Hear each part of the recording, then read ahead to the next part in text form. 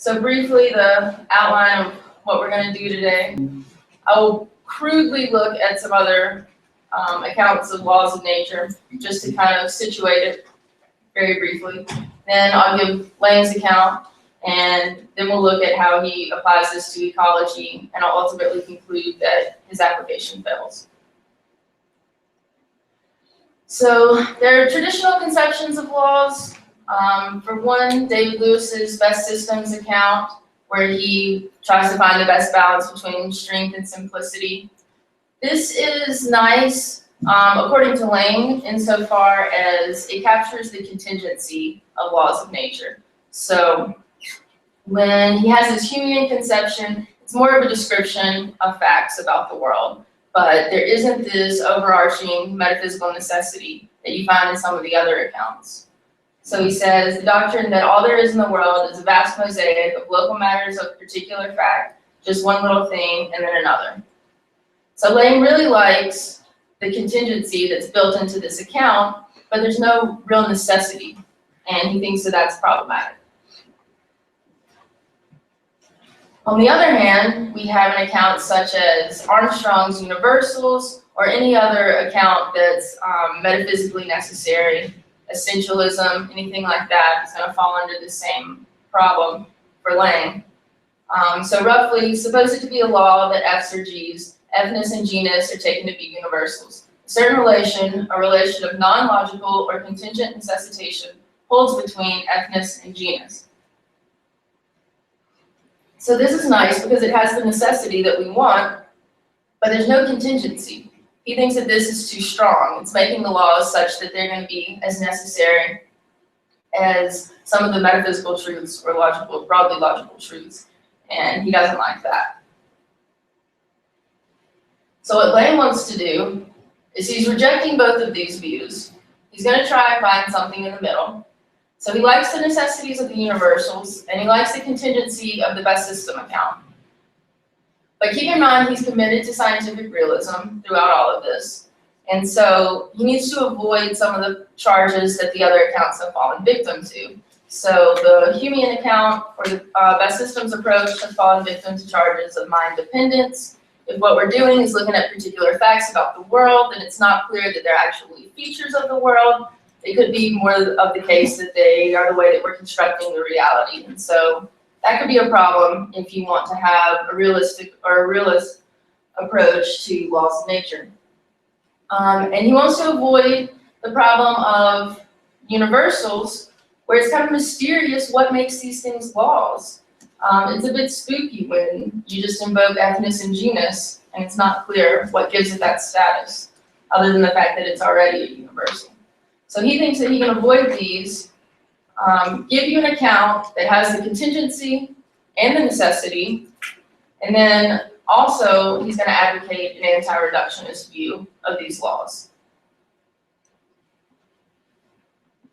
So the whole point of his project is to distinguish a natural law from an accidental regularity, and that seems to be very difficult. So he thinks that natural law is obtained by necessity, but it's natural necessity. And it's going to be very difficult to cash out exactly what he means by this. He spends a whole book trying to do it, so forgive me if it isn't clear in the time that I have.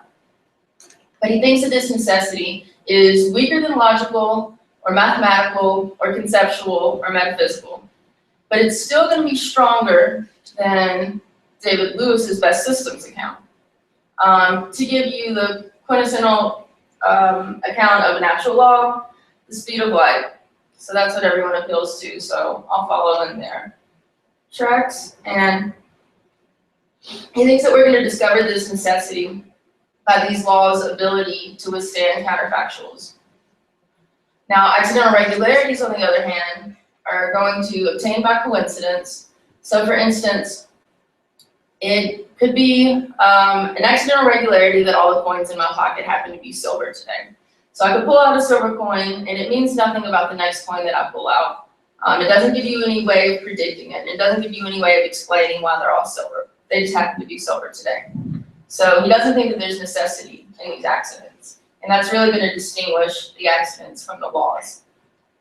And the way that we're going to distinguish that is because the accidents are going to be susceptible to counterfactuals in the way that laws aren't when we start to run the analysis.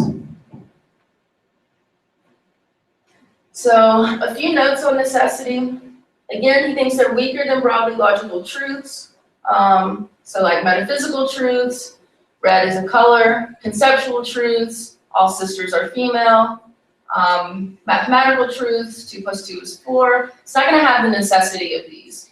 So it's going to be weaker than that, but it's going to be stronger than accidental regularities. So it seems that for Lang, necessity comes in degrees, and he doesn't explicitly say that, but he thinks that it's all the same genus of necessity, and then there's going to be different species within that. And this necessity is going to mark the difference between the laws and the accidents once again. So we're going to have this necessity through possessing a maximal degree of invariance under counterfactual perturbations, and that's in regards to the set of laws. And once we have this necessity built in, then the set will be stable. So to give you the counterfactual analysis, sometimes these can seem rather odd, and things get very bizarre quickly when you start to run these things, but it is a way that we reason quite often. And it seems to be easy often to assess the truth value of these claims. So I'll pick on you, even though I don't know you. Had your flight not been delayed yesterday, you would have been here to give your presentation. Like, that's a counterfactual assessment that seems quite easy to understand, and we invoke these all the time. I don't know how many times I've said, oh, well, if there wasn't been traffic, I wouldn't have been late. I'm always late, it's not the traffic. So we use this type of reasoning constantly. And Lang explains it through this example. A gold cube larger than a cubic mile could have formed, but proper conditions happen to never arise. In contrast, it's no accident that a large cube of uranium-235 never formed, since the laws governing nuclear chain reactions prohibit it. He goes on to say, had Bill Gates wanted to build a gold cube larger than a cubic mile, then he could have. There's nothing actually preventing it, other than his not wanting to. Then he elaborates further, even if Bill Gates didn't want to, had Mrs. Gates wanted this cubic gold mile thing, then Bill Gates probably would have built it. So you can see that there's not a necessity in that claim, even though neither of these have come to fruition. So there are some misconceptions of laws that make it more complicated to identify necessity or really elaborate on it. I don't take it the case to be that all the laws need to be exceptionless. So if you want to take such a strong view of laws, then it might be the case that there are no laws, or very few laws. So even the laws that we use all the time can have true exceptions. And then also, if you're going to look at laws that are paribus clauses, then they may have exceptions that are built into the all other things being equal caveat that comes along with those. So they're eliminating the minor disturbances and they're trying to look at the greater causes, so to speak. So they're over-idealizing these systems, and through that there could be true exceptions. So we're not taking that to be a feature of laws. Oftentimes laws will make accurate predictions, and that's a useful feature of them through the scientific process, but it isn't necessary that they do this. And then lastly, Lang thinks that laws will have more explanatory power than accidental regularities because it's built in through the necessity of those claims, but it isn't necessary that they have this great explanatory power. Sometimes the laws could just be descriptions, or they could be the bedrock to which you appeal, and it doesn't really explain anything. So if it were not difficult enough to say what a law of nature is, it's not any easier to say what role it has in our scientific practice. So Cartwright takes this a step further and says, not only are laws not exceptionless, they're false. They're just fundamentally false. And false things can't explain other things. So when you over-idealize and when you have these laws that are describing situations that either rarely or never actualize, then it isn't clear what role this is actually having in our scientific practice. So take, for instance, Kepler's orbits. So we still consider it to be a law that all planets orbit in an ellipse, and the sun is one of two foci. Now, it isn't the case that all planets actually do this, but it's a good generalization that gets some scientific mileage out of this claim. The same with Newton's laws. We still use those, although after quantum mechanics, we can see that maybe they're, strictly speaking, false. Or maybe they only work in these localized situations, but to have a proper account of gravity, we need to appeal to special relativity theory, or general relativity theory. Or it could be the case that gravity doesn't actually explain much. So if I were to ask, why did the ball I dropped fall towards the Earth? You could say, oh, well, there's an attractive force between the two objects. The Earth is larger than the ball, so it's going to have the stronger force, and it's going to fall towards it. Okay, so there's an attractive force, but why is there this attractive force? Why is gravity this attractive force? I presume that people are trying to figure that out now. I don't know the answer. It seems that a lot of times laws just describe cases, or they describe relationships, but perhaps they don't fully explain in the way that we might think they should.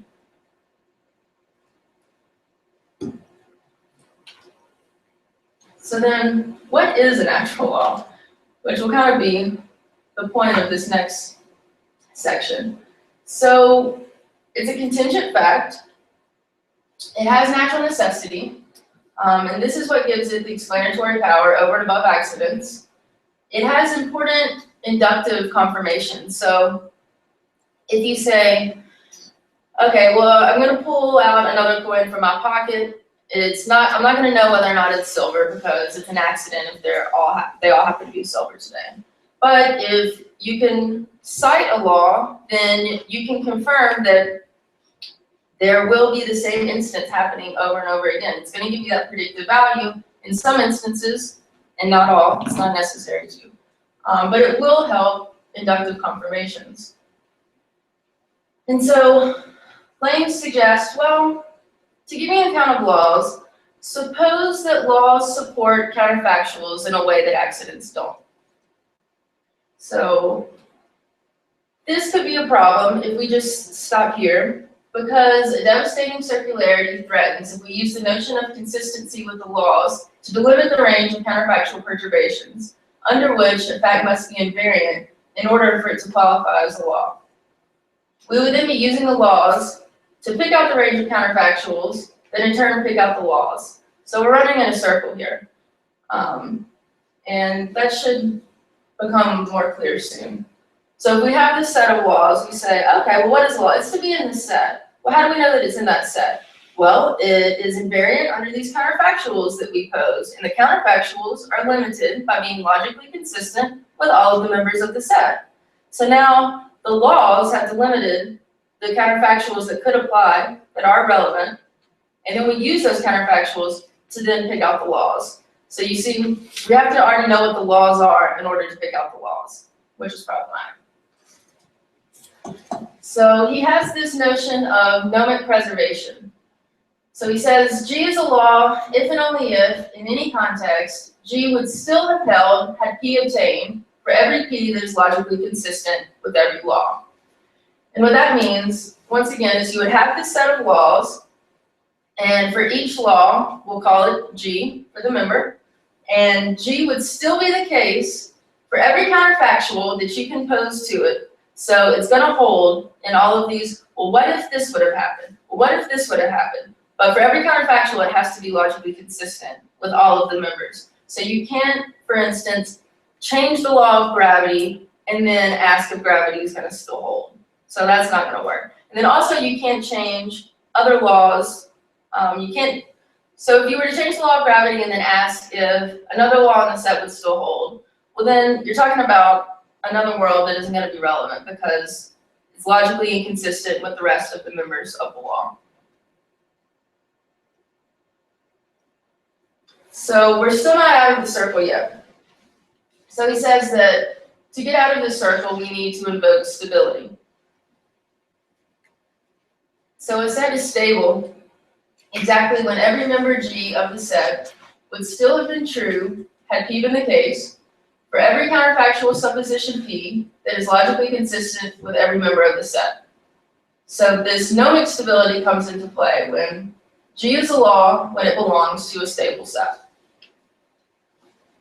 So we'll look at this a bit more closely. If, can I write on things? Sorry, I should have asked that before. I can use a lot of hand gestures, it's okay.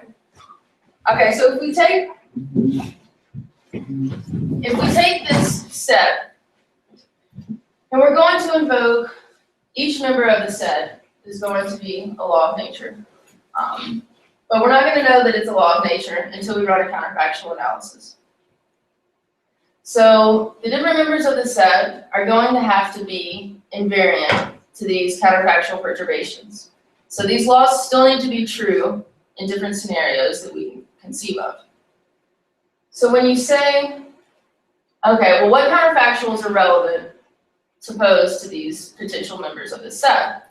Well, the counterfactuals need to be logically consistent with the other members of the set. So when you have this set and then you have all the counterfactuals that could be relevant, some are going to be eliminated because they're not logically consistent with the other members of the set. And when you've eliminated all of the counterfactuals that are logically inconsistent, you're going to be left with counterfactuals that you can pose to the set, but the set remains invariant. So the members of the set are not proven to be false by changing the scenario that you propose. I'll apply this to ecology, and then we'll get into examples, and this should become clearer. Well, sorry, the example of gravitation that you were saying before, how it was, maybe it gets clearer, the idea, because you were putting an example in which you were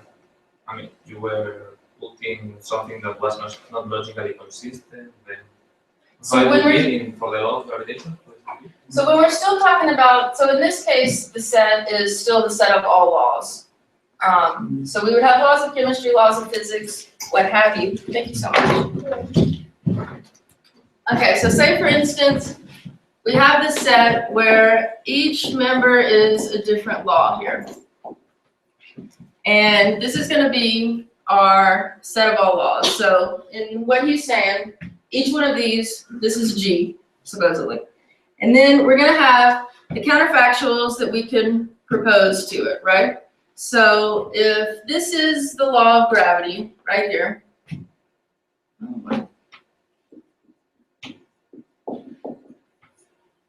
then we could propose a counterfactual to say, well, if the Earth's magnetic field had been such and such, would the law of gravity still have held?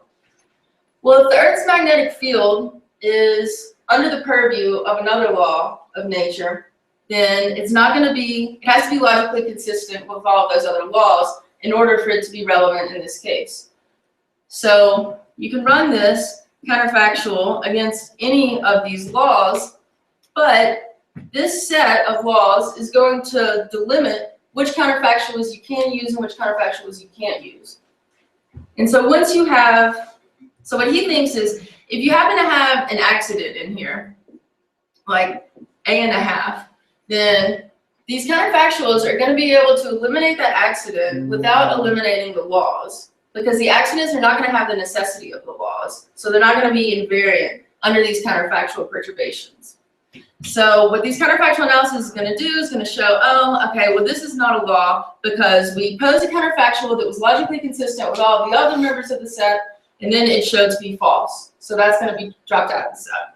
So what's going to happen is we're just going to be left with the members of the set that are supposedly the laws of nature, and we're going to find this out through this counterfactual analysis that shows the necessity of these claims because they are not perturbed by the individual counterfactuals that we propose. So this is all still fairly theoretical. So let's get into the examples.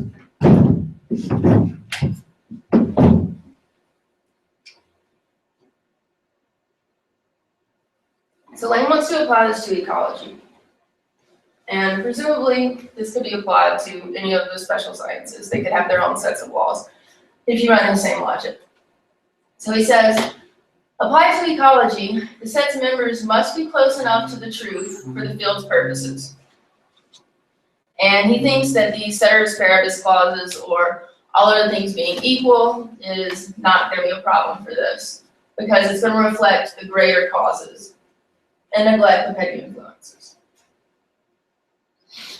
So he says, roughly speaking, for a set of reliable claims to be stable for a given field's purposes, the set's members must all be invariant under every counterfactual supposition that is relevant to the field and consistent with every member of the set.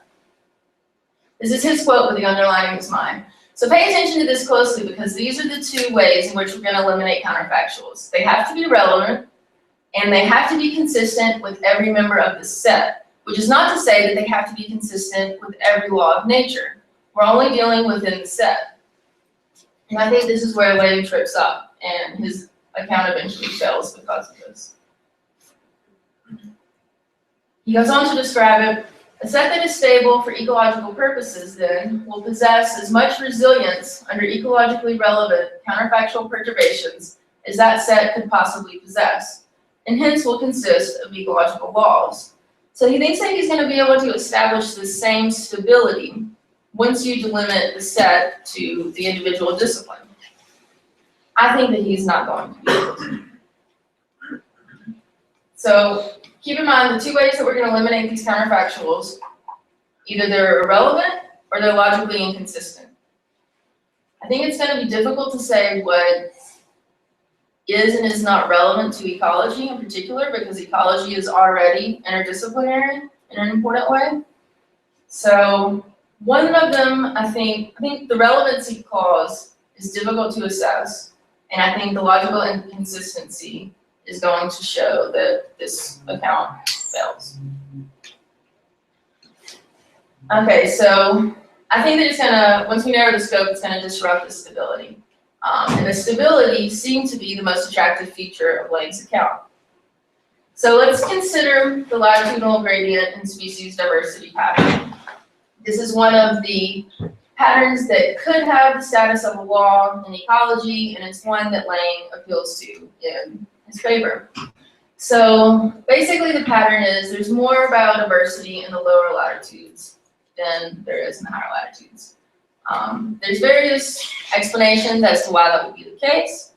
There's less temperature variation in those areas. There's greater spatial area. It's not clear why this is the case, but it seems that it could hold as a potential ecological law. So then I pose the counterfactual. Would the latitudinal gradient and species diversity pattern hold if there were significantly more carbon dioxide molecules in the atmosphere? Here I'm taking it to be the case that the carbon dioxide molecules in the atmosphere would result in rapid global temperature change. Okay, so the first thing to ask is, does this counterfactual fall under the scope of ecology? Is atmospheric chemistry part of the purview of ecology? I think in some cases the answer is yes, and in some cases the answer is no. It depends on your particular question or your particular investigation. It's not clearly irrelevant to me because it's causally linked to have implications in the field of ecology. But it's also not clearly relevant in all cases. So this is part of the problem that I think, trying to figure out, well, what counterfactual is relevant to the field of ecology? So Lane gives the account that if, he's talking about the species area law, so roughly the species area law determines the diversity that could be the case on an island given that it's so far away from the mainland. And the larger the island, the larger the diversity, basically. It's a pretty simple claim. And so he says, well, would the species area law have still held had the Earth never had a magnetic field such that life could not even have existed? It's like, well, no, that's irrelevant to the field of ecology, so we're not going to consider that counterfactual. And I think, in my example, once we're manipulating atmospheric chemistry, it's not clearly irrelevant like it is for magnetic field, but it's also not clearly relevant that atmospheric chemistry always falls under the purview of ecology. So it seems to me that it's unclear how to untangle these disciplines, especially if we consider ecology to be interdisciplinary from the get-go. So I'm not sure if looking at relevancy is going to be all that helpful for Lang's account. So if the counterfactual is relevant, then it seems that this law in question doesn't hold, the pattern won't hold. There could be various reasons that it doesn't hold. And there's empirical evidence to support this that isn't in the presentation, but if you're curious, I can send it to you. So if it's the case that it gets too hot around the lower latitudes, then the species will migrate away from them. And that's one of the things that they've at least started to show has happened in some of the species, and the diversity is no longer in those lower latitudes because it's inhospitable. And also you could conceive of it, well, if it becomes that it's so warm in this area, then the species in it will become very specialized, and maybe they'll lose diversity in that way. Another way that it could be problematic, if you have temperature-dependent species, so for instance, consider turtles where the sex of the offspring is determined on the temperature when the eggs are going through development. So I think the higher temperatures, they become female, and lower temperatures, they become male. And so if you have it such that you have this big temperature increase, and then all of the members of this population are now the same sex, then they could be more prone to accidental extinction. So there's various ways in which this could affect the biodiversity. And I think it's at least plausible that if this counterfactual is relevant, then this law will not hold under that analysis. So it seems that the overlap of disciplines and the dependence between laws precludes the set from being narrowed to a single field. And if this isn't clear, I'm going to hit you with another one. So now let's look at the logical consistency claim. So I'm going to pose counterfactual nearly the same, but slightly tweaked. Would the latitudinal gradient and species diversity pattern hold if there were significantly more methane molecules in the atmosphere, and methane was not oxidized by hydroxyl radicals that are already present in the stratosphere? So the way I'm conceiving of this, it would result in extremely rapid global temperature change because methane traps heat 29% more efficiently than carbon dioxide. And methane is reduced in the atmosphere by being oxidized by these hydroxyl radicals. So it's turned into carbon dioxide, it's turned into water vapor. And so there is a check and balance on the amount of methane that is ever present based on the hydroxyl radicals. So now we're proposing that methane is no longer reactive to these hydroxyl radicals. It just doesn't oxidize. And it seems that this is going to be logically inconsistent with some laws of chemistry and perhaps physics as well. But the problem here is that we can't appeal to the laws of physics to eliminate this counterfactual as being logically inconsistent because it's not in the set of ecological laws. And we can't appeal to the laws of chemistry for the same reason. So once we delimit the scope to the set of ecological laws, we're losing a lot of those dependence relations that would eliminate the counterfactuals that are that have to be logically consistent. So what could have been a smaller set of counterfactuals under a greater set of laws, because there's more restrictions on them. You have to be logically consistent with all of these.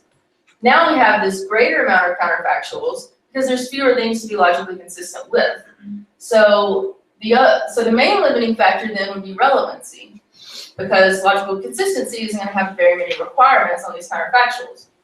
And if relevancy is difficult to understand when it's relevant and when it's not relevant in an interdisciplinary field like ecology, then it isn't clear that it's going to do a great job of limiting these counterfactuals either. So I think that the counterfactual would have been eliminated in a broader set of laws because it was logically consistent with other laws, but because it only requires logical consistency with the set in question, now is a relevant counterfactual that isn't going to be eliminated. And this would show, once again, the diversity pattern is not a law in this case. I think it's weird if we have a set of all laws, and we can say, oh, well, here's the diversity pattern, and that's a law in all the laws, but now let's look at a set of laws of ecology. Well, it's no longer a law, because it now can't withstand the counterfactual perturbations. So it's a law in the bigger set, but it's not a law in the set of ecological laws. And I think that this is the main problem with Lang's account. It allows for something like this, which doesn't make any sense. So this is probably the most controversial claim that I'm going to make, and also the most poorly defended claim that I'll make. I think the issue here is fundamental, and this idea is about a week old, so forgive me for its immaturity, but I think what's happening here is that the disciplines of science, at least some of them, are distinguished on epistemological considerations. So if we say, well, we're going to investigate this one area of biology, or we're going to investigate plants over animals, or we're going to investigate this level of organization and not this level of organization, then the way that we're constructing these disciplines is going to be through epistemological considerations. We want to know about this one thing, but we don't want to know about this other thing. And then if we take a realist account of laws, they are the ontological fundamental reality of the world. So I think that there's inherently going to be some tension here. So in lieu of an argument, I'm going to give you a picture. So if we take the categories in this picture to be the scientific disciplines, there's some overlap, there's some, so, you know, one could be ecology, but one could then be atmospheric chemistry, or one could be geography, and so they're going to kind of like interplay in some ways, and you're going to use aspects of various ones depending on what you're investigating, and that's fine. But then if we take the tags here to be the laws of nature, then it's not clear which category they're fitting into. Is it going to be a law in this instance, or is it going to be a law for this field? I think that there's going to be an issue if we try to do a one-to-one mapping on epistemological considerations than ontological restrictions.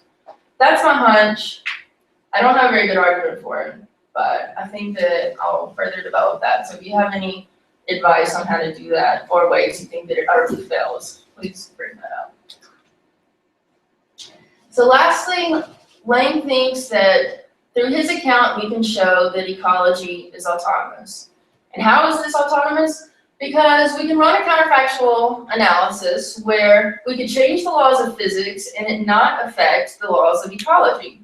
And he thinks, well, what more would you need to be autonomous? You're not being able to be reduced to physics. So he gives the example of, well, if it were such that physics didn't consist, or atoms didn't consist of mainly empty space, and there was this rigid fluid that was in there, and it was enough for the organisms to still be able to evolve, and we could still have all of that, then the ecological laws could still hold.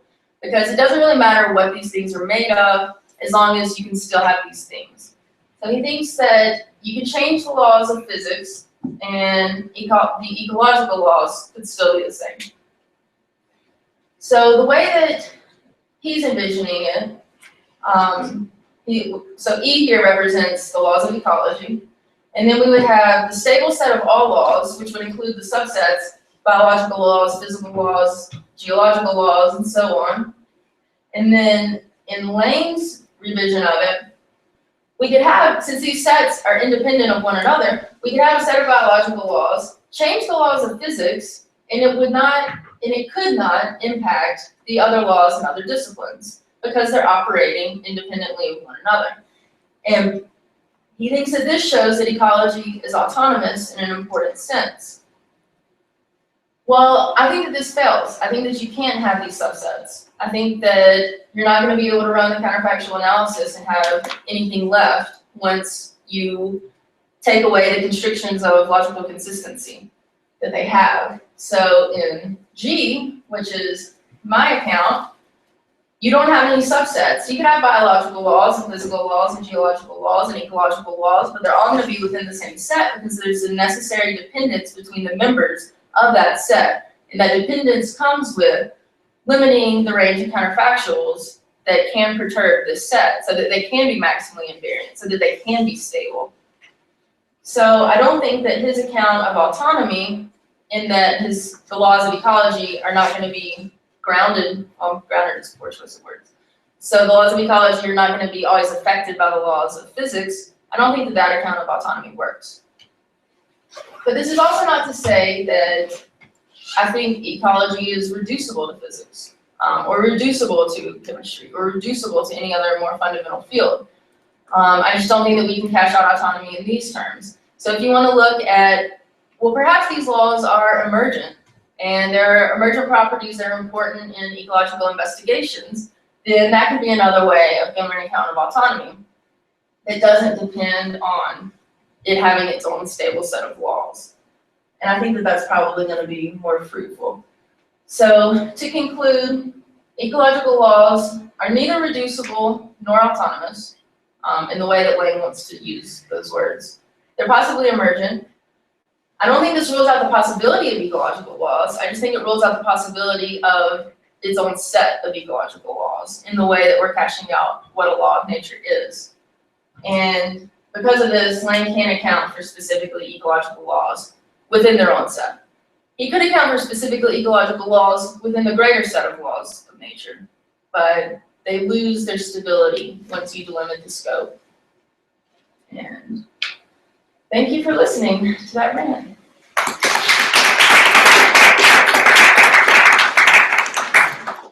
Thank you very much. That was perfect timing. So now we give way to the replica, to the answer, to the commentaries by María Martínez, who is getting ready.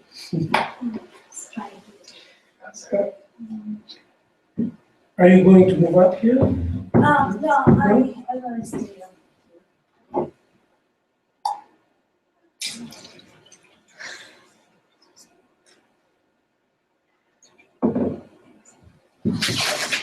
Maybe you want to see those two? Oh. You can see them there also. Oh, you can also, okay, yeah. I'll look there. So, hello everyone, I'm Maria. I'm a graduate student here in the program of Philosophy of Science, and PhD student now. And first of all, I wanted to thank Georgia for sending the paper, for letting me recommend on the paper, and also for meeting me to discuss the paper a few times before. I also wanted to thank the members of the reading group of Philosophy of Science from the Institute, the ones that took the time to read Georgia's paper. One of the few of them are here, and they helped me with the comments and they gave me feedback, especially Luis Estrada, who's right there, and he's my advisor, and Mrs. who presented your paper, and he's not here. He will be watching this Twitter or something like that. So, first of all, about the title of my presentation, I wrote something. So I will talk about Georgia's argument in a very general sense, because I believe it's at that level where the problems could emerge. So I think she misses some conceptual punctualities, and those punctualities are what I call Reiner's victims. And when you put them all together, then you might have some troubles. But I do believe she's in the right line, so she might just have to explain a bit more some conceptual issues and that. So along her paper, she sustains a thesis like this one. The application of lunch account to individual disciplines fails. So she's referring to a paper from 2005 of Mark Lunch. And she also says that ecological laws could be the case, but these laws, however, would not be stable in their own right, but in relationship to other natural laws taken collectively. So that's the main thesis. She also adds that given Lange's characterization of non-preservation, since the stability of the set is rooted in the collectivity of sets, when Lange narrows the scope to a single discipline, the set is no longer stable. Those might be the last words that you said right now, right? So, and in order to defend those theses, she puts us in a scenario like this one. She says, if we can find serious contenders to be ecological laws, either A or B happens. So A is several relevant disciplines would overlap, or some of the law's status would depend on other disciplines to limit the counterfactuals that they might be susceptible to. Mainly, she's talking about autonomy. And when she is talking about lunches account for individual disciplines and its failure, she's talking about how laws determine if a discipline is autonomous or not.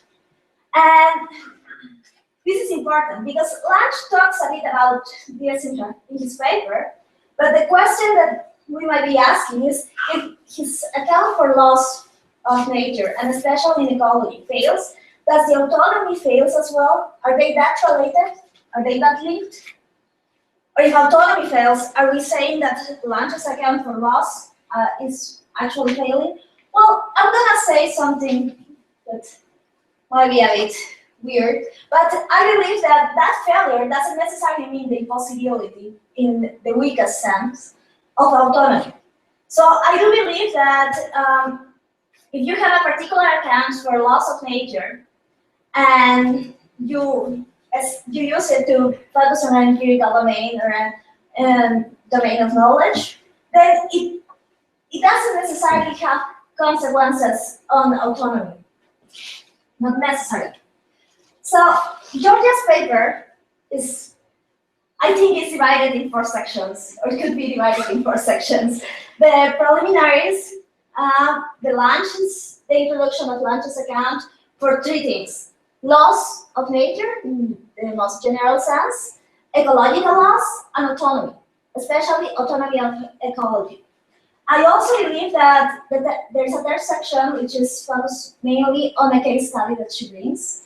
And the 4th section relates everything and faces Lange with ecology and autonomy with ecology. So, first of all, the preliminaries in the paper, I don't think they are doing any good for the main cause, because she's way too general that if no one knows anything about laws of nature, that person might not get too much information, or at least not the relevant one. And if someone wants to see more, that person can go and see laws of nature in the Stanford Encyclopedia of Philosophy, for instance. But I think it's way too general, that doesn't help the argument. So I'm not going to focus on that section. And the 2nd section is it's a peculiar one. So she brings out the characterization that Lange offers of non-preservation.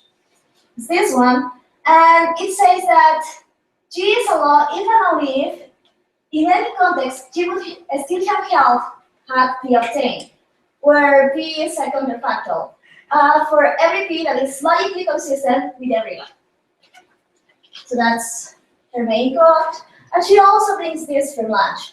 A set that is stable for ecological purposes then will possess as much resilience under ecologically relevant counterfactual perturbation as the set could possibly possess, and hence will consist of ecological laws.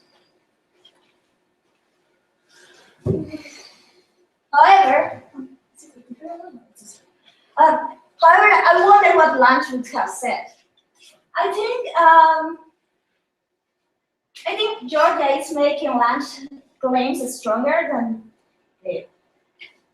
Mark Lange from 2005 would have wanted to be, because he's bringing things as the relevant purposes, as reliable. So first of all, he says the laws of a given exact science would be expected to form this sort of unified structure if they are members of a set that is stable for the relevant purposes. That claim, as you all might think, it's way too general. And who knows what's relevant purposes?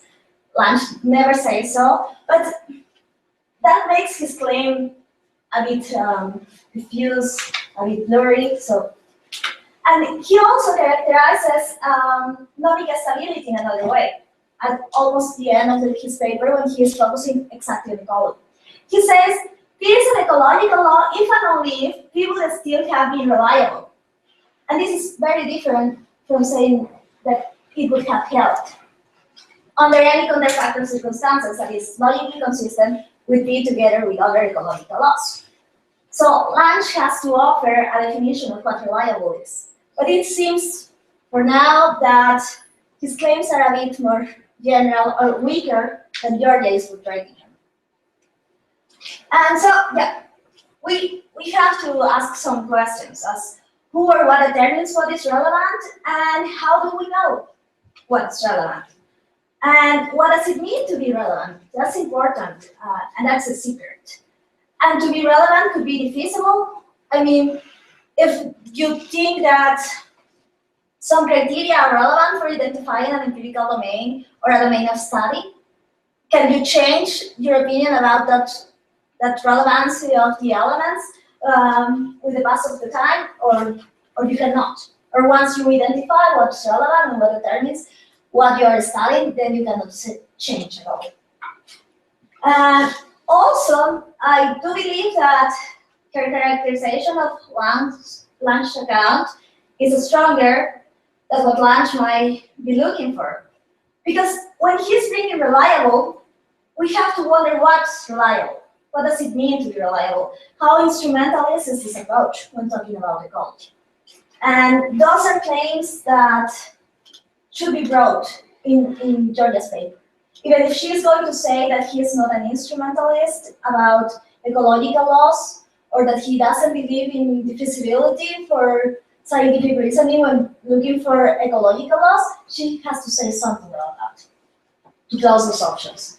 So, without all those questions unanswered in her paper, how can we assure that Georgia has portrayed fairly Lange's account? Well, suppose she does. Suppose she has already recovered all the important elements of Lange's account, and let's move forward to the next part of her paper, which is the case study.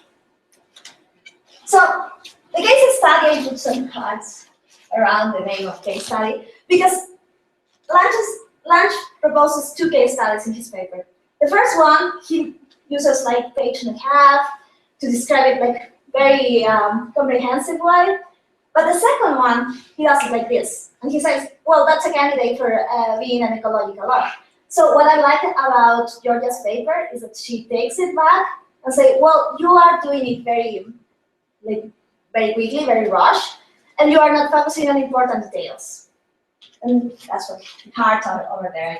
I found that very nice on. And now let's see. So she recovers nomic preservation, characterized by Lange, and she tries to face it against empirical evidence. She will conclude that the application of Lange's account to individual disciplines fails by using this case study. I will not focus on the details. I will not say anything particular about the case study, but as I told you, I will say in a very general level. So, given the difficulty, she says this as well. Given the difficulty of drawing the line between the domains of different disciplines, as she shown or as she claimed with this case study, you cannot divide what laws are, especially from chemistry, what are the important elements from chemistry, and which are the important elements for ecology, for instance, or biology to ecology, and all that. If we can find serious contenders to be ecological laws, either A, several relevant disciplines would overlap, making it difficult to have just ecological laws, or, it has to be B, some laws' statuses would depend on other disciplines to limit the counterfactuals that might be susceptible to. Sorry. And we have to remember this. Lange's account for knowing preservation requires first to be able to identify relevance and to be able to identify logical consistency. Once you have like the recipe for identifying relevance of the domain and logical consistency, then you can run knowledge preservation. But if you don't have those two, knowledge preservation cannot be the case. So imagine that actually the case study hits knowledge preservation when you focus on ecology. So what's happening? That's the question. What the hell happened if the case study really hit knowledge preservation? Well, it seems that it's not a one-way answer. You can say that the recipe for isolating empirical domains failed, maybe because you were not able to do it, maybe because Lange's characterization of how to do it was mistaken. I don't know. You can explain A by different ways. Or you can say also that the recipe for relating and evaluated consistency failed. Because as she explained, in order to use the case study against lunch, you have to do two things at the same time. You have to explain why relevant elements were not part from ecology and were determining which counterfactors were relevant or not. And she also has to measure consistency between ecological laws. So you could fail at consistency level, at being able to identify consistency. Or C, it looked like a candidate for being an ecological law, but it was not the case of B. Or D, someone can say that ecology is a very new area of knowledge that isn't ready for being able to call laws, or we are not ready to identify them. Or E, you can say that we are not ready to see laws in ecology. Or you can find many more reasons to explain why this case study shows how Lange's approach failed.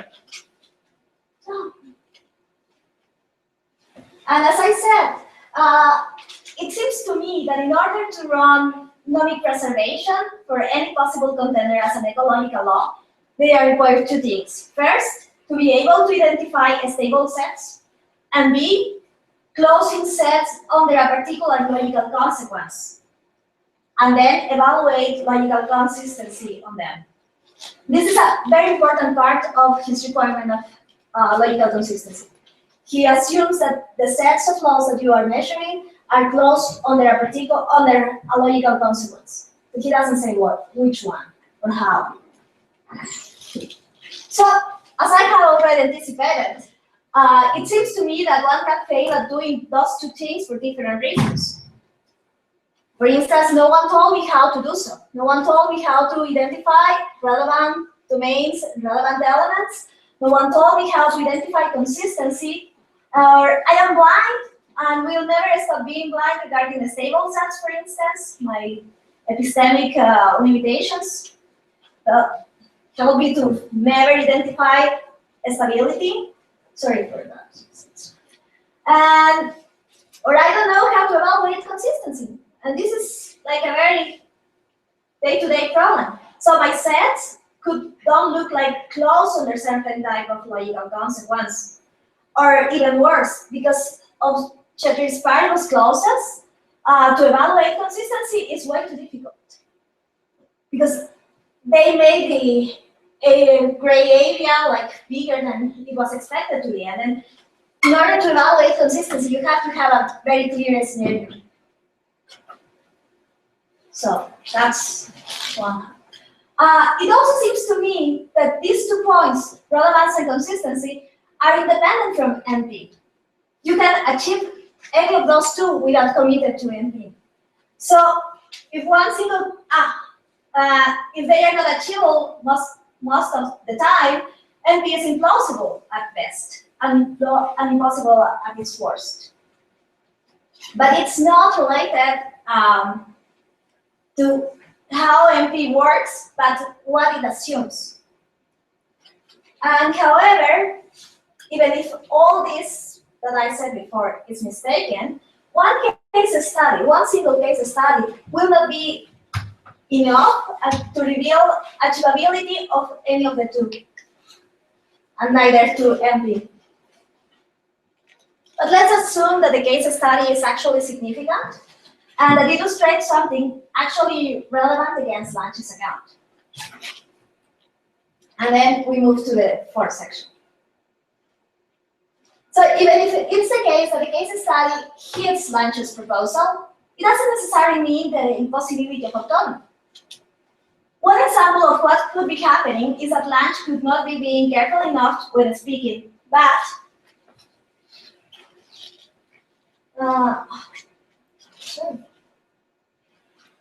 if we look at Lange's paper, we will find things as the title, that it's ecological laws. What would they be and why would they matter? It seems, first of all, that they are two different issues, that Lange could actually relate, but they might be independent. What is an ecological law, what's a law of nature, and how laws of nature, or in this case, laws of ecology, will tell us something about the autonomy of the discipline. So you can achieve a great or accurate description of what law of nature is, and do not commit or do not need to commit to the implications on autonomy of the discipline.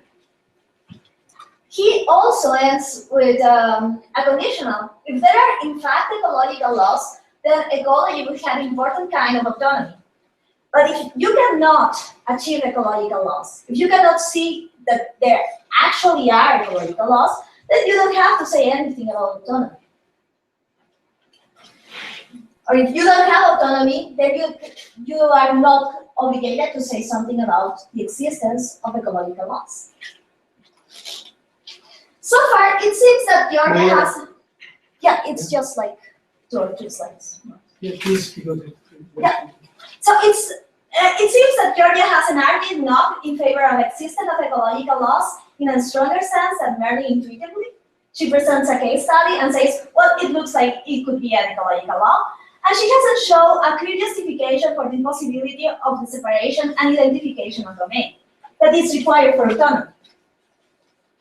She has this quote, and that's the only thing she explains about how we make trouble at identifying the limits of any discipline.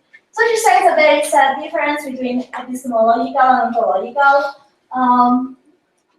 boundaries, and that because in scientific practice we don't distinguish those boundaries that easily, then that's the reason why if you get laws of nature, they may overlap, even if they are from, if you are studying one discipline.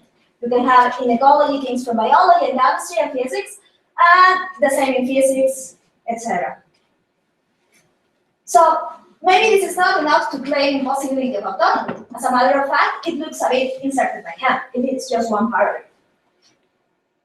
Finally, almost finally, if Georgia aims to appeal to day-to-day scientific activity to show that the limits between disciplines are so diffuse that to claim independence and autonomy seems almost impossible in some cases, she has to face other problems that come as the price of more naturalistic or descriptive account to science. So, for instance, she has to tell us how to identify logical consistency in sets of confusing, vague, diverse scientific statements.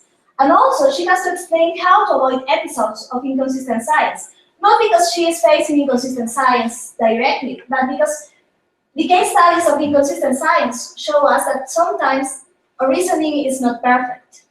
And how can you measure consistency in particular sets of laws if you, most of the time, cannot measure consistency in other areas of knowledge, in science, among other issues? So, do you remember that I crossed that out? Well, that was something that she needed. She needed to explain us how Lange's account is the best one for describing what autonomy of ecology is and how an ecological law should look like. Because if she doesn't show us that, then the failure of Lange's account doesn't mean the failure of autonomy in the case of ecology, necessarily.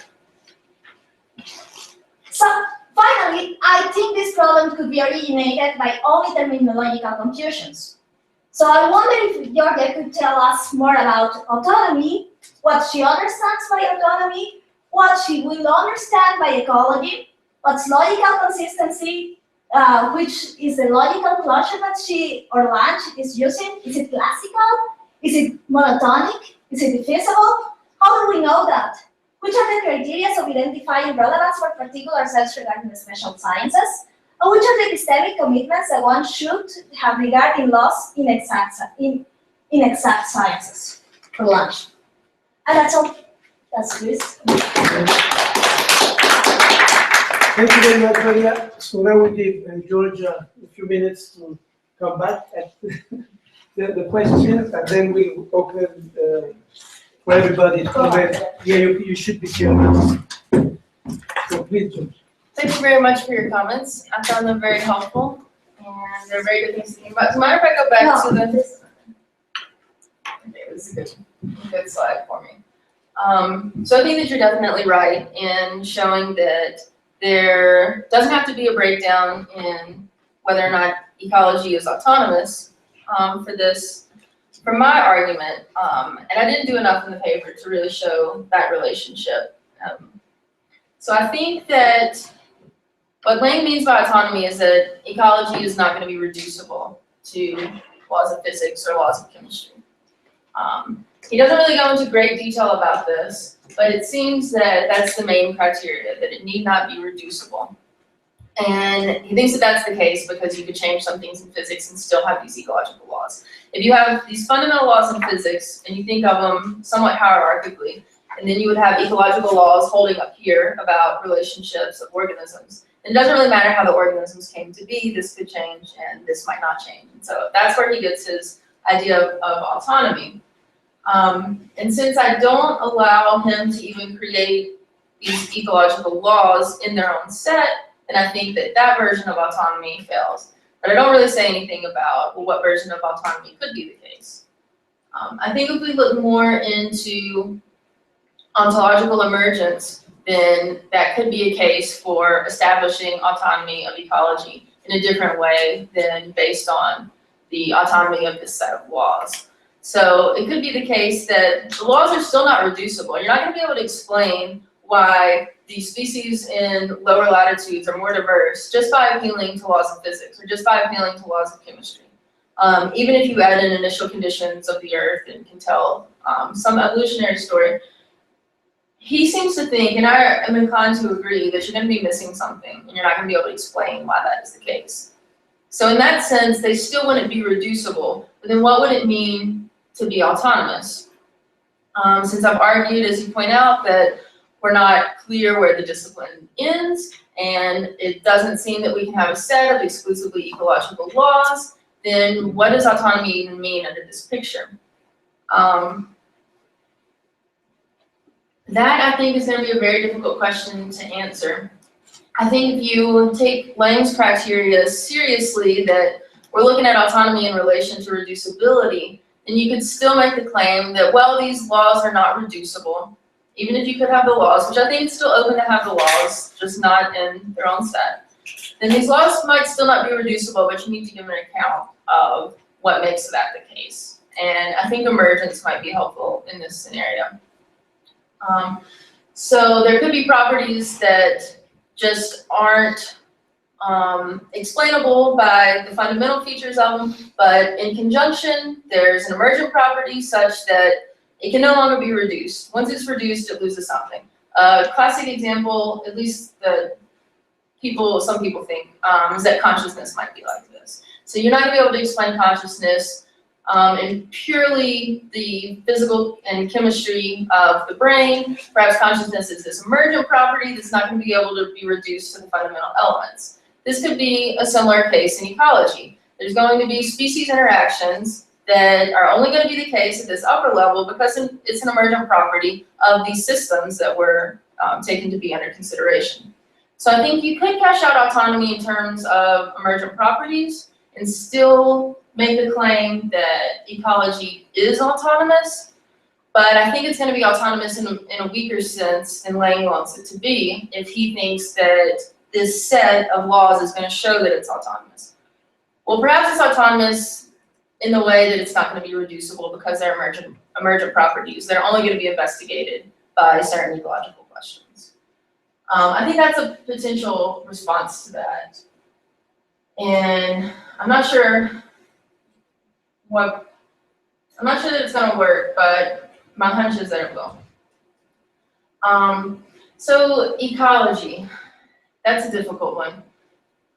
Basically, ecology would be the interaction of species and with one another and with their environment. So that's pretty general, and it leaves open a lot of different elements to come into play.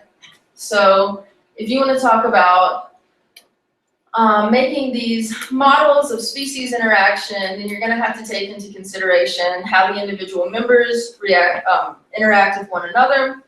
So this could be something like predator-prey relationships or something like competing for the same resource, how the abiotic factors affect those interactions.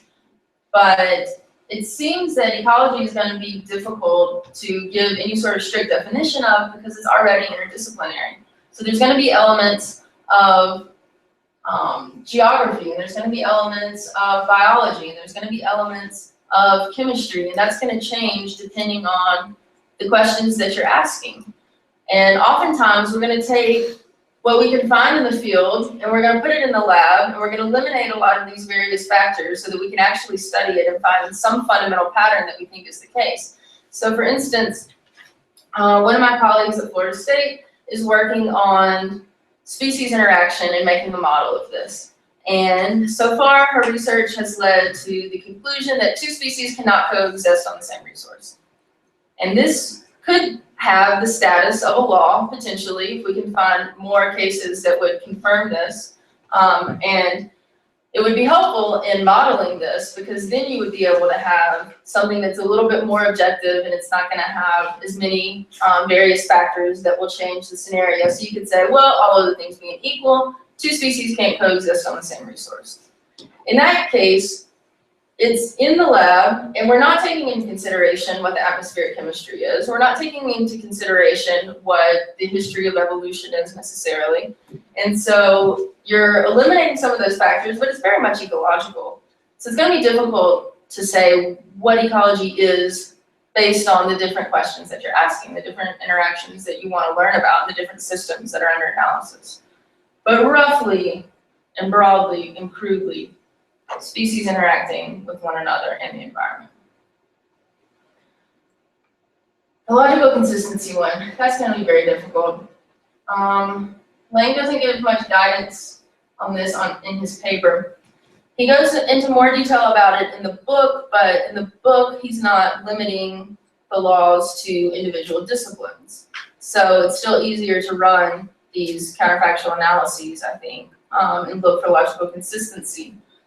I think it's a really good point that you brought up about the effect that the ceteris paribus clauses would have on logical consistency, because you're building in this gray area. And I wish that he would say a bit more about that, but I haven't found any place where he does. So logical consistency seems to be such a big part of his theory, and the way that he cashes it out is kind of general. Well, if it's just incompatible, almost, it seems. So if you want to run a counterfactual analysis, then you can't change things so wildly that they're going to be incompatible with what we already think is the case.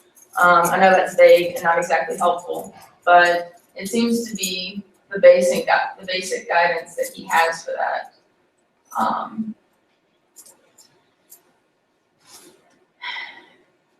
Criteria for identifying relevance for particular sets. I mean, this is part of, I think, the problem.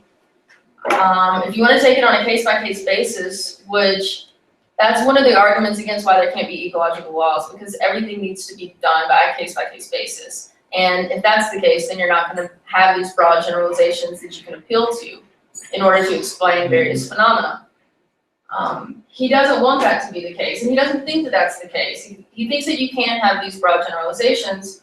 So it's unclear to me how you would have criteria for relevance if it isn't with regard to the specific question that you're asking, which I think would be a case-by-case basis. So that's why I think relevance is a difficult factor to really constrict these counterfactuals.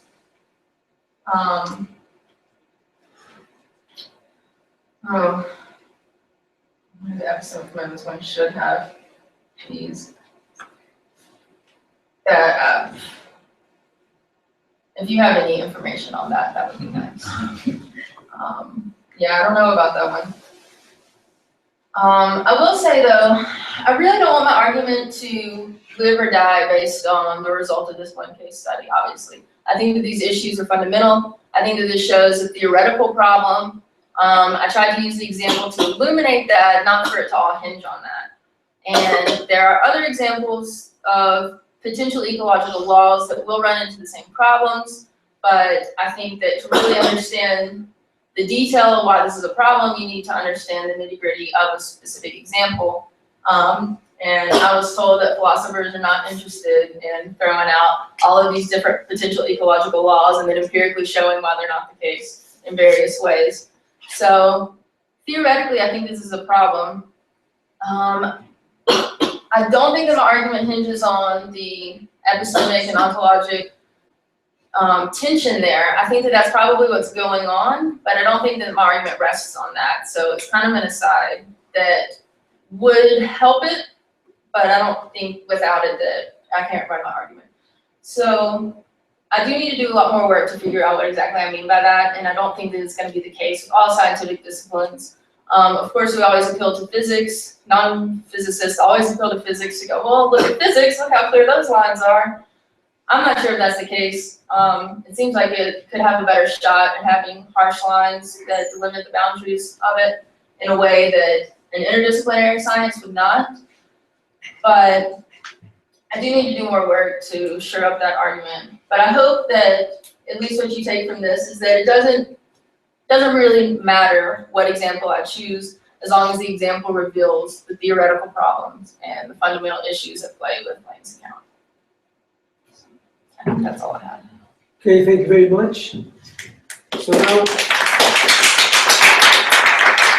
now we open for commentaries and questions. So you are the first one to raise his hand. Yeah, so when you were talking about so you had this thought that the lines between scientific disciplines, maybe they don't correspond to ontological boundaries, but are drawn more like on the basis of epistemological considerations. I thought that might raise I thought that might raise a more serious problem for Lang's account, because if the best way he has of characterizing the relevance constraint is by appeal to scientific disciplines, right? Because you were saying, well, are these counterfactuals relevant to this discipline? Well, it's kind of hard to say. And so I suspect the reason why it's hard to say is because there is probably no fact of the matter as to whether it's relevant to this discipline. And that suggests to me that maybe the lines between the disciplines are not just drawn on the basis of epistemological considerations, but are to some extent conventional. Mm-hmm. And if they are conventional, I think that's just not in harmony with Lang's constraints and accounts of the laws of nature. And the reason why I'm saying that is, well, he says that the account that whether something is law or not should be a mind-dependent issue, right? And I think that if you accept that constraint, you should probably accept a constraint according to which whether something is law of nature or not does not depend on our interests, right? But then if you're account of law, then you appeal to a notion that seems to pick out something that is interest relative, right? Whether something is a discipline, and then probably you shouldn't you shouldn't like that account. So you shouldn't. So my point is, you shouldn't like the relevant. If that's the best way he has of characterizing the relevant constraint, then he shouldn't like that. He shouldn't like that constraint. And so I would suggest that you go further, and because your main point, if I understand correctly, was something like ecological laws are not laws in the sense that they belong to a stable set that contains only ecological laws, even though they might be laws in the sense that they belong to a set of all laws intuitively. But if you reject the relevance constraint, then the latter is also not going to be the case, if I understand correctly, right? Because you also said that you need to appeal to the relevant constraint to get rid of these like counterexamples. Like you were talking about like the pattern of species diversity, right? And then you say you consider this counterfactual. Suppose something happens to the Earth that's consistent with all the laws, and then you appeal to the relevance constraint. But then it looks like maybe you shouldn't like a constraint. So are you saying that wouldn't we be able to have ecological laws in the broader sense, in the broader set?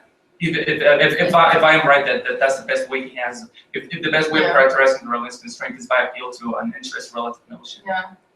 No, I think that could be the case. What's interesting when there's the discussion of potential contenders for law status in ecology is they come down to mathematical equations, right? Like most every law. And then it's not even clear if this is still under the domain of ecology. So there's one possible contender that's the allometries. And the basic idea is that there is a constraint on body size to something like metabolism. So what it tries to show, and it's just a ratio, and it seems to hold across all different instances, but what it could explain or help explain is why we don't have like super huge ants or something like that. There is a law that prevents that from existing. It's not that it just hasn't happened to a law. And so then they say, well, is that really a law of ecology, or is that a law of physiology, or is that just like a mathematical law? Or so I think that you might be right. That maybe the issue is deeper than what I suggest. I feel like to really support that, we'd have to flesh it out further, possibly with an example. But yeah, thank you. That might be the case. I'll have to consider that more. Okay, Sebas? I would like to ask you about the relationship in the set. So you mentioned, it's more a clarificatory question because I might have not understood something. So there is a set of laws and all of them, so changes in the sets have to be consistent. And then when you consider the laws of, say, ecology, you mentioned that changes in the set, changes in the physics can be consistent with changes in ecology, but not the other way around. And then so the relation I have always thought that needs to be held between physical facts and ecological facts is that of supervenience, and that would require only one logic relation. So the entailment goes only in one direction. So physical laws entail ecological laws, but not the other way around. Why doesn't make them independent, as far as I can say. I mean, Right. so can you help me? Right. So Lane claims that you could change the laws of physics and the ecological laws would not change. I'm not convinced that that's the case. I think he would have to at least say a bit more. So the example that he gives, well, if the atoms were now more rigid and fluid-filled, then if you could still have organisms, this would be the case. That's a big if, I think. And so I'm sympathetic to your understanding that the laws of physics will change the laws of ecology in some way. But he doesn't think that that's the case. And so all he needs to show is that they could operate independently of one another. He hasn't made a strong case for that. I'm suspicious that that's not the case. But that's at least how he's conceiving it in order to have each discipline being independent of one another. Doesn't this require the other way? So that there is a change in biology. So in order for it to be independent, there has to be a change in biology and ecology without a change in physics. I mean, one direction seems plausible. I mean, the other one is what is, I would think, strongly controversial. Yeah. Yeah. I don't think that you can have those independent relations. So I'm not even sure how to assess a change in ecological laws affecting a change in physical laws. Because it already tells that there is this set of ecological laws. So yeah, I think I'm with you that this. I don't think that's gonna work. And I guess it could. Maybe he thinks that it could be the case that it's so hard because even any of the potential things we can point at as ecological laws, there's so many exceptions, and they don't look like laws in the way that laws of physics do. So I guess you could say, well, if you change the species area such that there isn't more diversity when there's a greater area for the species to habitate, well then that wouldn't have any effect on the law of gravity or something like that. Maybe he might try and run the argument that way, but yeah, I think that there's probably fundamental issues regardless of whether or not you can make those sets. Thank you. So it's your turn? So going back to that slide that you said you just thought of like a couple weeks ago with the folders and the tagging and those things. So if you actually want to take the emergentist position that you seem to be kind of going towards at the end, wouldn't it be the case that those folders that are the sciences, they're not just mind-dependent categories that we shape? There would be like metaphysical backing the way that certain disciplines have to exist because of the emergentism, right? Like the way the world's carved in and of itself is already, you know, delineated what the domains of science are going to be, right? Because of the emergent properties, and wherever an emergent property exists, there'll be a new domain. So, I guess it depends on if we're considering it to be ontological emergence or epistemological emergence. I don't know that there would have to be a new domain. There could be lots of emergent properties that are still difficult to sort.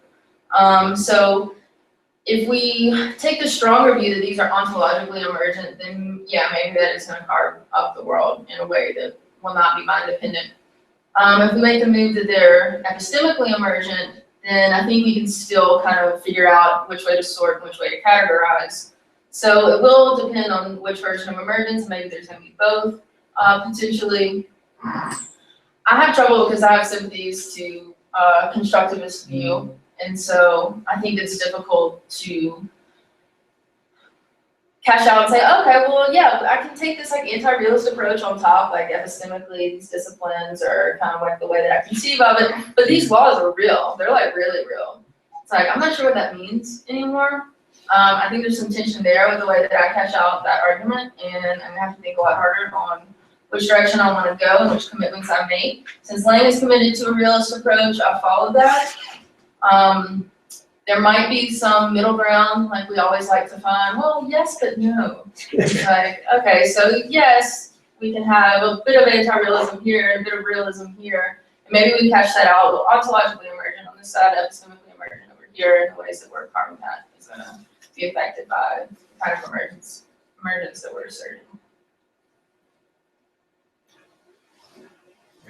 So my first worry is regarding whether you could extend your claims. So I agree that you chose especially a good field that is ecology because it's very related with other areas, and with your example that it seems reasonable to believe that it captures the basic traits that all ecological laws may have.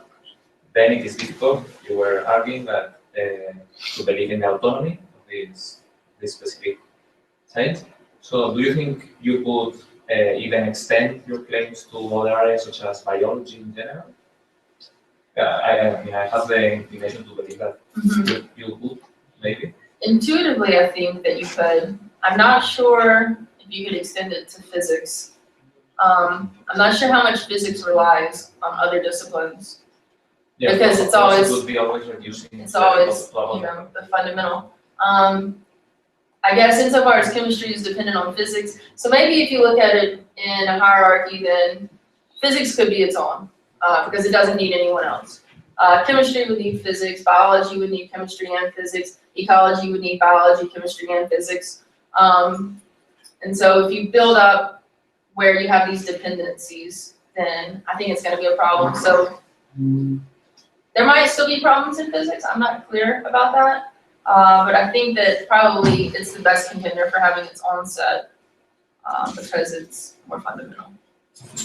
And then the resulting picture, just to clarify, would be something like, you were defending something like this picture you have there.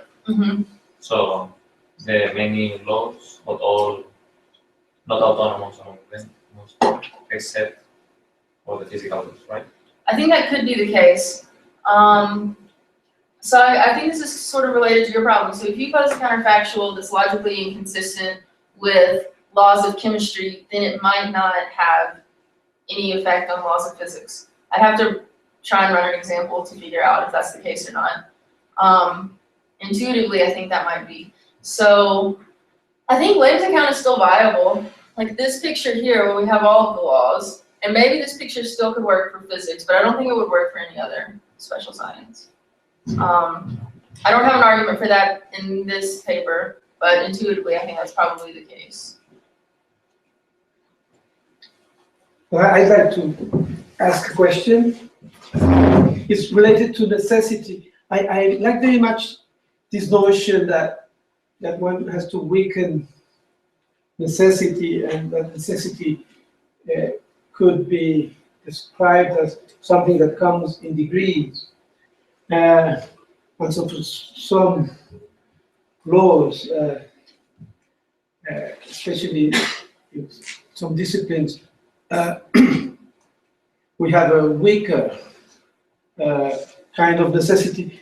So the question would be if you cannot also restrict necessity in terms of its universality, like localize it, like restringe its range. So it's not only its power, but also its site of application, so that will, in a way, account for how we understand necessity, or a kind of necessity in some regularities in disciplines like ecology. But I mean, then the worry is, are we really still talking about necessity? So what's wrong with contingency? So in many cases, we seem to think or to feel that contingency, that we need some kind of necessity in order to have explanatory power, explanatory grasp, explanatory satisfaction, and contingency is unsatisfactory. But I think, I mean, it depends on what kind of structure of contingency or contingent descriptions or contingent arguments you're deploying. So contingency does not have to be equated with accidentality or haphazard occurrences. Mm-hmm. So, I mean, I would like to hear your thoughts about this. No, I think that could be right. So that's kind of like Lang's problem with Lewis's best systems approach, is that it's so he's got the contingency, but any necessity has to be inserted by hand, and he thinks that that's problematic. And so it's important. I don't know. I wonder if it doesn't just come down to intuitively when we consider laws, we already kind of have this idea, even with the word law, that it has this governing aspect, and that governance is going to come through necessity.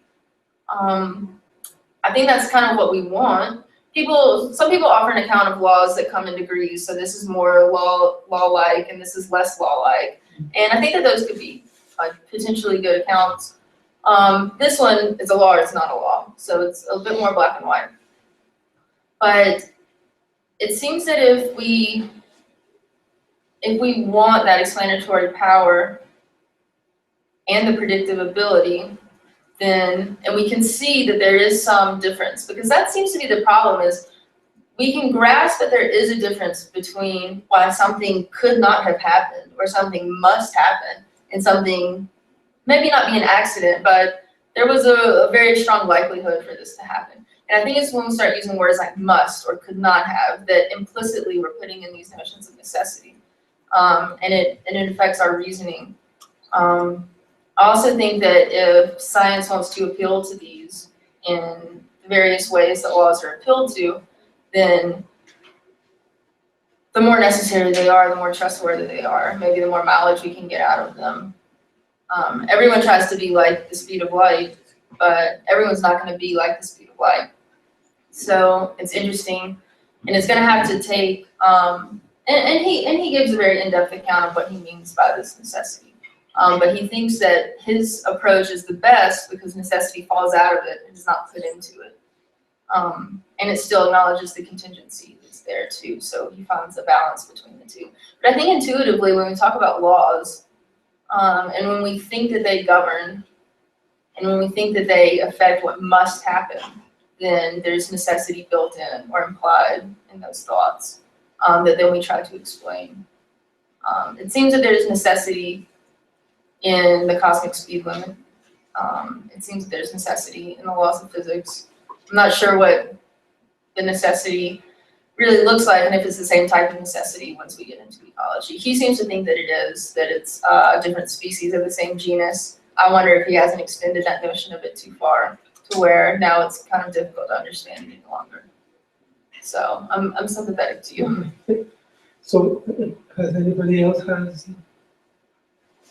Go ahead. So regarding, like, I think the major worry I have with this is that you rely on Planck's account, and then I was wondering, you presented his proposal in a way that was clearly circular at the beginning, in terms of counterfactuals, but then you put the next one. But I was wondering, it's not also circular, this account, not in terms of counterfactuals, but in terms of consistency of our statement. We want to know if it is allowed.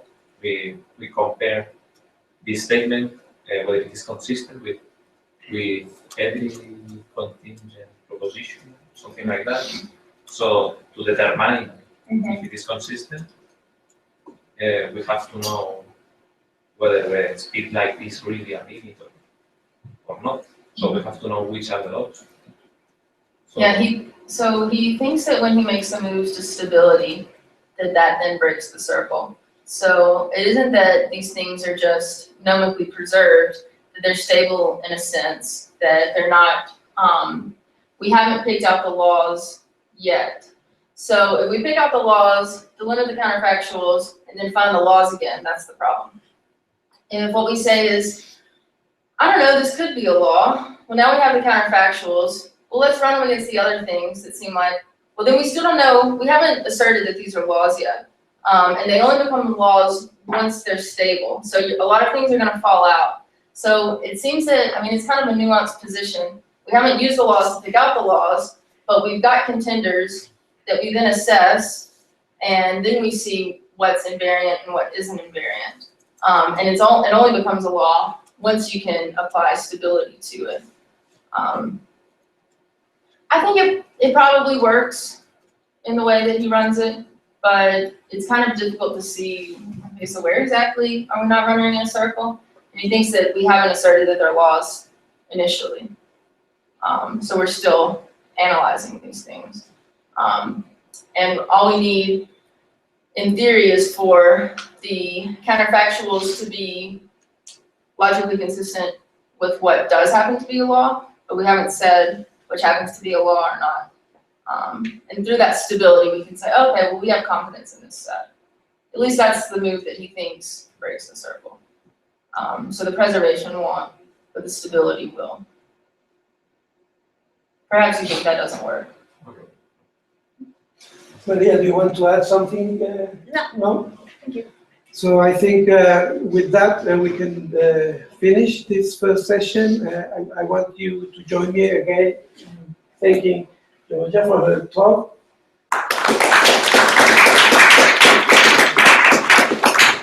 5 minutes? Yeah.